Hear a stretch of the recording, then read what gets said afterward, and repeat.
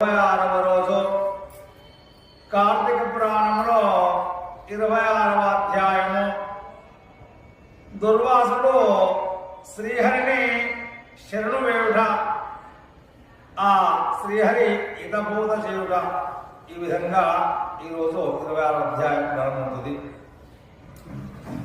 ఈ విధముగా అత్రి మహాముని అగస్త్యుడితో దుర్వాసుని కోపం వల్ల కలిగినటువంటి ప్రమాదము తెలిపి మిగిలిన వృత్తాంతమును ఇట్లు తెలియజేస్తూ ఉన్నాడు.